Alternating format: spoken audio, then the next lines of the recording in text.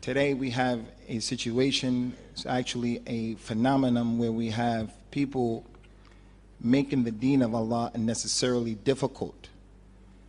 And it is in contradiction to the sunnah of Allah in His creation, and it's also in contradiction to the da'wah of the Prophet sallallahu alaihi wasallam.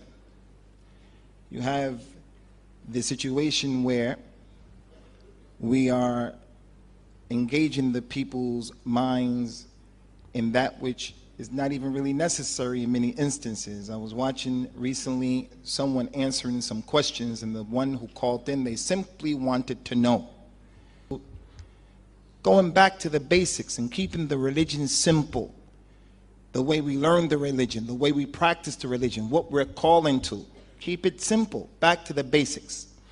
I want to take some ayats from the Quran, mainly, and also maybe touch upon a hadith or two, or here or there, some hadith. But really the focus is upon the Quran in today's lecture, because that's what the Prophet did, sallallahu alaihi wasallam, especially in the beginning of Islam. He kept it simple.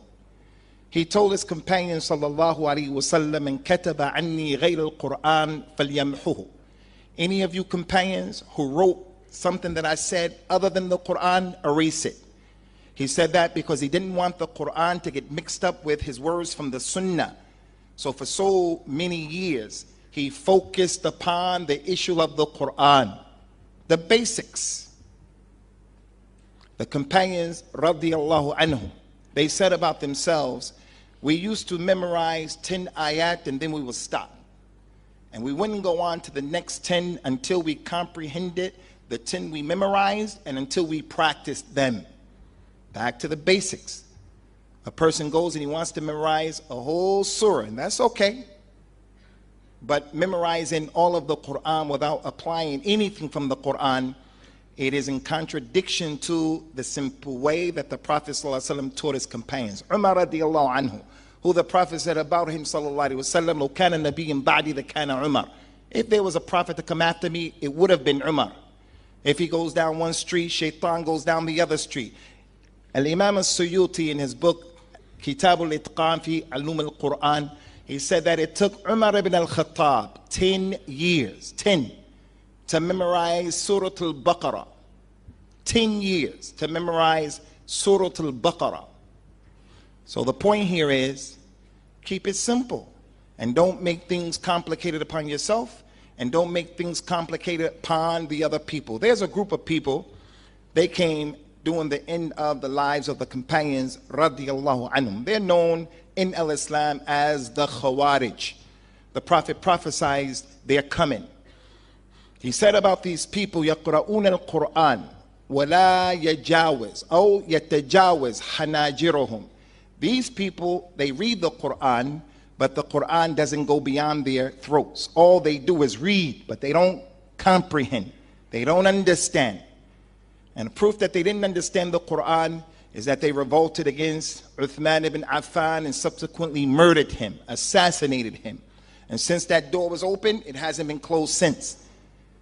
To show their lack of understanding of the religion, they said that Ali ibn Abi Talib was a non-Muslim, along with the other companions who were with him under his rule, non-Muslims. So the point is, they used to worship, they used to memorize the Quran, but it was without any contemplation, without any understanding. And Allah Azza wa Jal said in the Quran, and I totally support that poster over there about reading the Quran in your language before Ramadan or before next month even, inshallah. He mentioned in that Quran, وَأَنزَلْنَا إِلَيْكَ الْكِتَابِ مُبَارَكًا لِيَدَّبَّرُوا آيَاتِهِ وَلِيَتَذَكَّرَ أُولُو الْأَبْصَارِ. We revealed to you, Ya Muhammad, this book, and it is a barakah, it has blessings in it. And we revealed it so that people will contemplate on its message, and they will consider and think about it, those people who have knowledge. So I want to draw your attention to a few ayat in the Quran. Actually, it's 10 ayat in total. I try to deal with as many as possible till I get the sign from the brother that my time is almost up. 10 ayat in which Allah focuses or brings our attention to this point of, Ya Muslim, man and woman, it is imperative that you build for yourself principles in this religion, foundations. This building that we're in right now, this structure, it has a foundation. And it is only as strong as the foundation is. The subsequent floors that are above us, if the foundation isn't strong, then what is being supported by the foundation is going to be weak. It's a problem. So the deen of Allah has foundations. And the Prophet took a lot of time out, sallallahu alaihi wasallam, on focusing upon the foundations in so many examples. And there are many, many ayat in this regard.